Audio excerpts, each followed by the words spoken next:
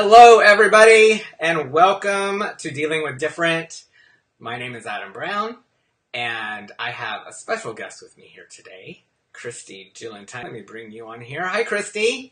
Hi. Thank you so much for being here today. Thank you so much for having me. This is really exciting, and I'm embarrassed to say that Kristy and I both live in Houston. And we have known each other for well over a year now, and have never met in person. There's no excuse. I tried to think of one before the show, but we're lame. That's really. Well, the one time we have these monthly social media breakfast events, and the one time you went, I didn't go. Yeah, you had broken your leg, right? I broke my foot, yeah. Yeah, I know. We have tried. It just hasn't worked out yet. We will fix that in the coming weeks or months. We will make it happen. So, Kristy, tell everyone a little bit about yourself in case they don't know who you are. Kristy Gillentine. I'm the Vice President of Public Engagement for Drive West Communications in Houston. We do, social media, communications, public relations, consulting for clients of all sizes, all different types of brands. My background is in news. I started as a newspaper reporter and worked in TV and radio newsrooms. I didn't know that. On the digital and website. So yeah. That's cool. I also host Chat Snap, the Twitter chat, all about Snapchat. Yes, which is today. Today. Where it starts. Yes, I'm really excited about it because I am interested in learning about Instagram stories. That's what it's about today, right? Yeah, well, we have the guest today actually joined us as the guest about a year ago, right after Instagram stories launched. And we did the topic of Instagram stories on Chat Snap. And now we're having him back a year later to kind of revisit the topic. Great. So, to kind of see where people are a year later. Yeah. They're using it more than Snapchat or vice versa. Well, and I've just really started recently trying to do anything with Instagram. I installed it years ago, and I think I put a picture of my dog on there. But now I'm really trying to use it more for business and for networking. So I'm really curious to see what Matt has to say about that, because it's a whole new beast. It's interesting how each platform is its own ecosystem. It really is. It has its own audience, the people that consume information in their own unique way on that platform. Right, so and content doesn't necessarily work on all of them. Not at all. You have to, diversify your content and the way that you put things and communicate things, and it's yeah. It's part of the fun of it. That's right. It pushes you to think, right? I actually have a friend. Hi, Danica. Who's also in Houston. He just started Chatgram, which is the Twitter chat about Instagram. Oh, that's fun. Yeah, and so, especially for people who are just getting started on it or who have been on it for a while, it doesn't matter. He really dives into all kinds of different Instagram-related topics. Not just Instagram stories, but just Instagram as a whole. So that's a fun Twitter chat, too. That's on Tuesdays at 1 p.m. Eastern, so noon Central. Hi Kim. That's interesting. And then what day was it? That's on Tuesdays at noon. Tuesdays at noon. Okay, yeah. I love Twitter chats, although it is like drinking from a fire hose. I try to take a nap before Chat Snap so that I can hang it in there. But today I'm determined. So this is gonna get me all revved up. Because what I wanted to talk about was social media and people with disabilities. And I wanted to talk to you about this because we met on Snapchat maybe about 2 years. A year and a half? It's been a while, yeah. And we connected there first, and now we really interact more on Twitter, I think. But I started using Snapchat because when I acquired this balance disorder, I felt very isolated. I couldn't go out like I used to. I would get tired easily. People stopped coming over to see me.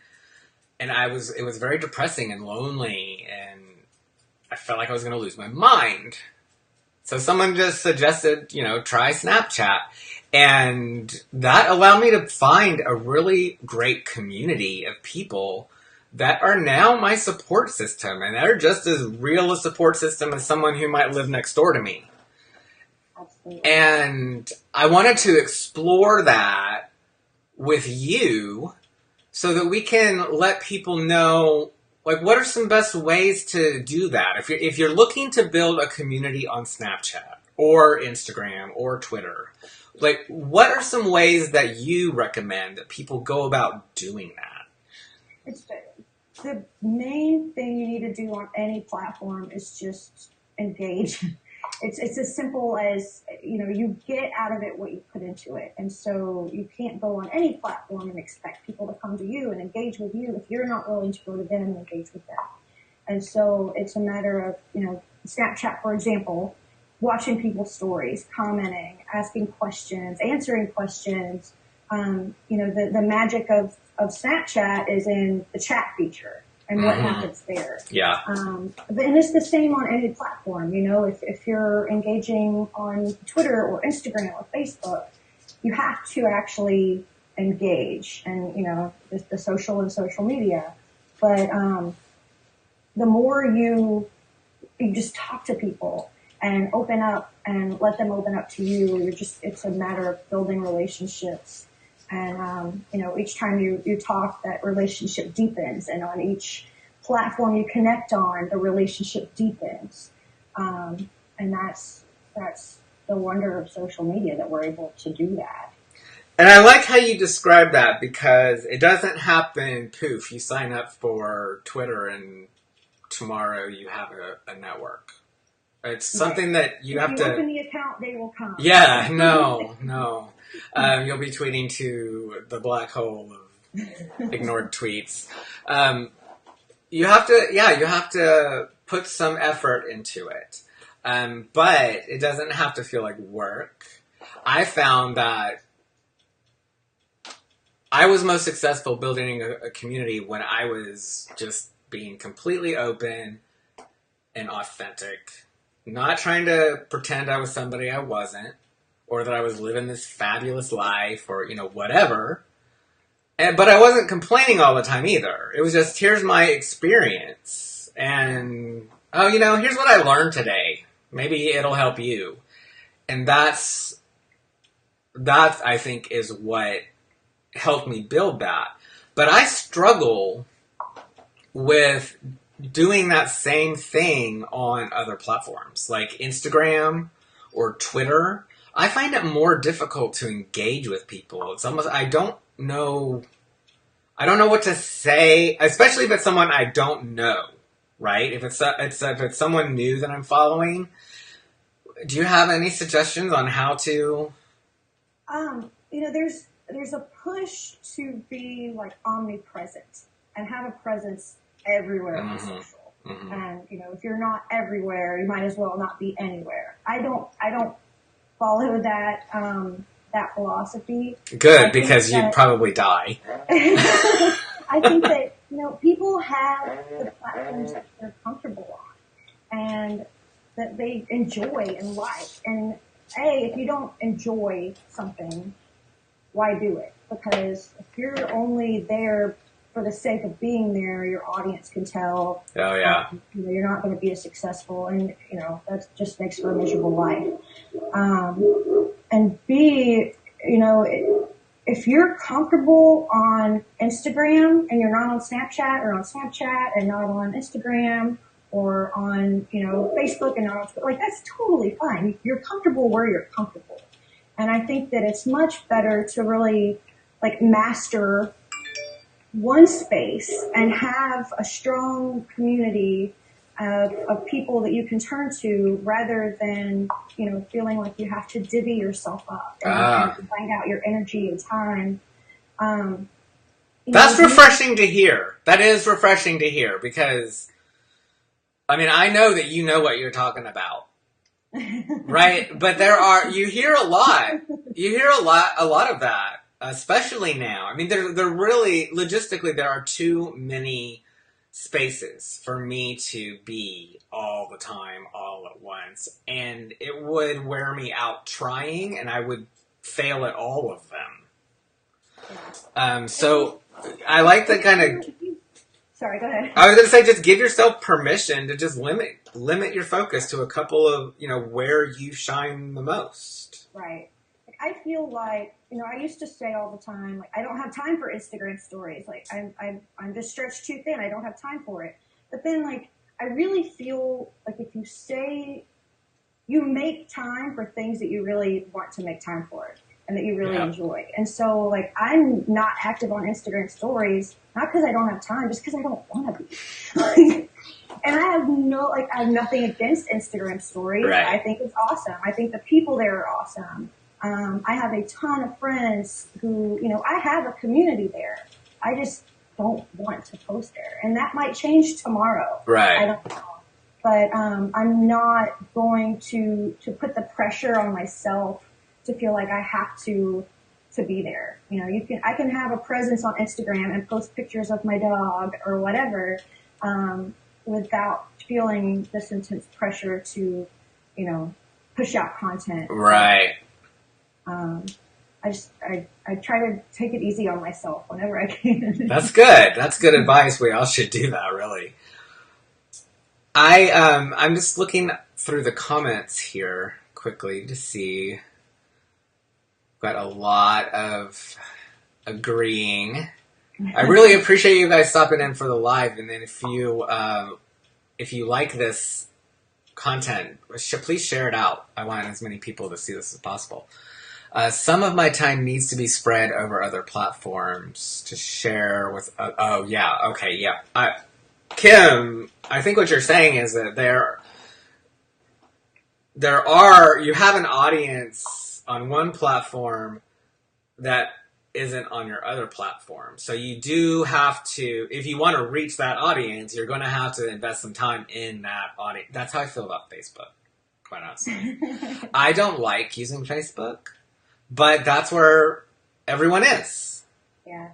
So that's why I'm here. And that's okay. But I also don't make Facebook where I put all my energy, except for broadcasting live. That part I love. I guess finding a good balance, I would say, Kim, is, what you're trying to look for. You can actually equate it pretty well to, are you familiar with the spoon theory? No. Which relates to this conversation. Spoonies are people, it's like an identity for people with chronic pain. And I forget who come up with this theory. I think it was in a book or a blog. But it was created to explain to people who don't have chronic pain what it's like to have it. People who don't have chronic pain have unlimited energy, basically, to do things throughout the day. People with chronic pain have a limited amount. So it's like you're given a limited number of spoons. And once your spoons run out, you have no more energy, you aren't able to do anything else for the day. And so you have to think about, I could take my dog for a walk, but it's going to take up this many spoons, and then I only have this many left. So that's the spoony. Okay, I like that. Which is a great... Yeah, it's a great metaphor. Community for people with disabilities, which fits into this conversation. But it's kind of like that, you're given so much social media energy, and, how do you want to expend it? And, you have to be on Facebook. You want to be on Snapchat. So you divide up your time and your energy so, you aren't wearing yourself out, but you're still being where you need to be. Yeah. That makes sense. That makes sense. That does. It does make sense. It does make sense. So, what I'm hearing for the takeaway here is that the best way to, if someone is looking for a way to build community on social media because you feel isolated, and it's a way to connect with people, which that's a completely different reason for using social media than using it for business. Okay, so when you're hearing people's advice out there, keep that in mind, because a lot of the advice that you're hearing is about how to use it for business. Mm-hmm. But what I'm hearing Kristy say, and I totally agree, is that it's about the engagement. So, do more than just like it, make a comment. I like this because pink is my favorite color too, or I love butterflies. I saw one yesterday. Something, to give the other person a reason to message you back. Exactly, yeah.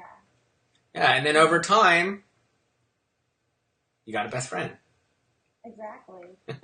And, you can, there's so much search functionality.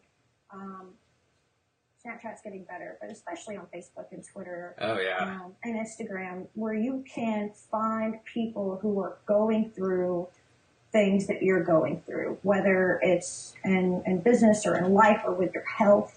And you can find people to connect with on a really great level so that you can learn from each other and ask and answer questions and really share experiences.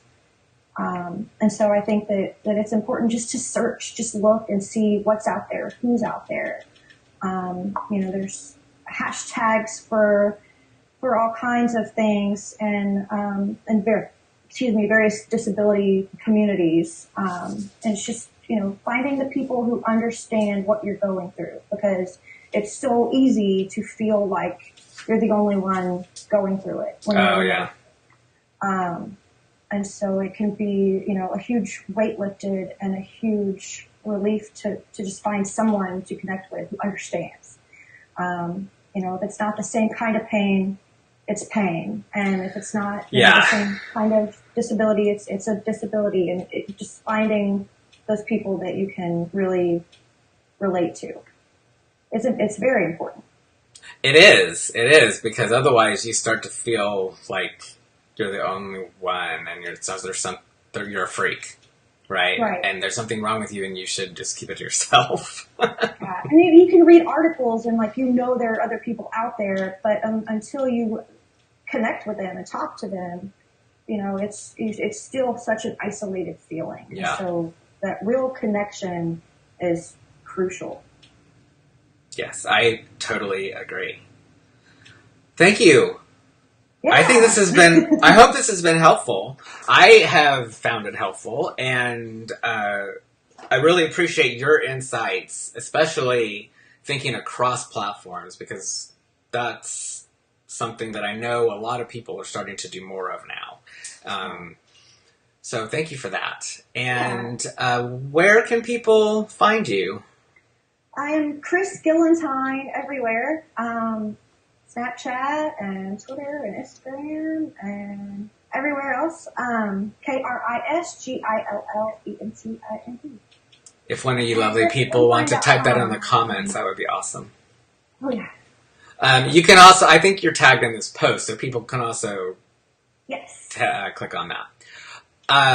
You can also find Kristy in about 40 minutes on Chat Snap, the Twitter chat all about Snapchat. Did I get it right? Yes. Chat Snap. Chat Snap is a lot of fun, and it's a great way to meet other people on Snapchat.